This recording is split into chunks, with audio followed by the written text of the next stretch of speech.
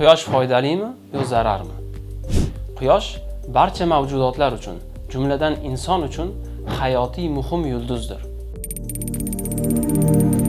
Quyosh barcha organik molekulalar hosil bo'lishida ishtirok etib, insonlar ham quyosh nurisiz yashay olmaydi. Quyosh nuri triptofan aminokislotasining serotonin gormoniga aylanishida yordam beradi. U bizga quvonch va o'zimizga ishonch tuyg'usini beradi. Kayfiyatimizni ko'taradi. Serotonin kuchli antidepressant bo'lib, miya, mushaklar va ichki organlar faoliyatini yaxshilaydi. Quyosh nuri orqali turli kasalliklarga davo topish mumkin. Jumladan immunitet pastligi, uyqusizlik, gormonal kasalliklar va mavsumiy affektiv kasalliklarga chalingan odamlar uchun quyoshda toblanish foydali bo'ladi.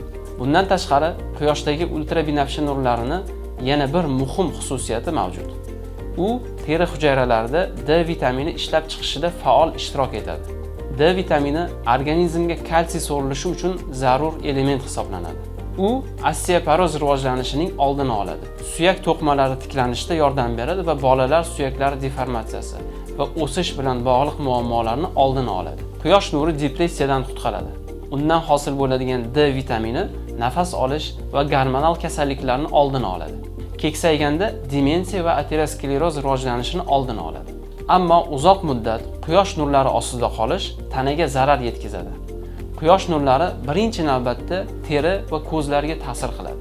Xususan yoz faslidagi o'ta issiq havo sharoitida terining quyosh nuriga sezgirligi oshadi va fotodermatit kasalligi yuzaga keladi. Ortiqcha quyosh nuri immunitetni zaiflashtiradi va teri hujayralarida mutatsiyaga sabab bo'ladi. Bu esa o'z navbatida teri saratoni, melanomaga olib keladi. Quyosh ostida uzoq qolish homilador ayollar uchun xavflidir. Chunki ortiqcha nurlanish homila rivojlanishi uchun muhim bo'lgan B9 vitaminini, ya'ni foliy kislotasi miqdorini kamaytiradi.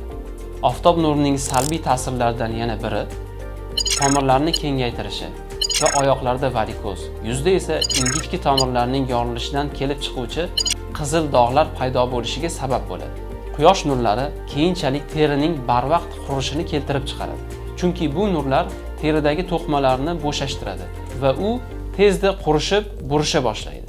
Har yili quyosh nurlari sababli teri saratoni kasalligiga uchrab, minglab insonlar hayotdan ko'z yummoqda. Yosh bolalar uchun quyoshda yurish yanada xavflidir. Bolalik va yoshlik chog'ida quyoshda ko'p qorayganda, yosh kattaygandan keyin teri saratoni kasalligiga uchrash ehtimoli yuqori bo'ladi. Ayniqsa qorayishni sog'liq alomati deb biluvchilar bolalik chog'larida teri saratoni bo'lishiga kifoya qiladigan miqdorda quyoshning salbiy ta'sirini olishga ulgurgan bo'ladilar. Yoz mavsumi tugashi bilan tana rangi ocharishiga qaramay, ultrabinafsha nurlari ta'siri tugamaydi.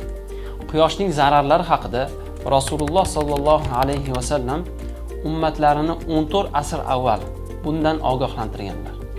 Oftobda o'tirmang. Oftobda o'tirish kishi tanasini buzib, quritadi. Ya'ni namligini tortib oladi, terisini buzadi. Terisi qurib, kiyimi ham eskiradi.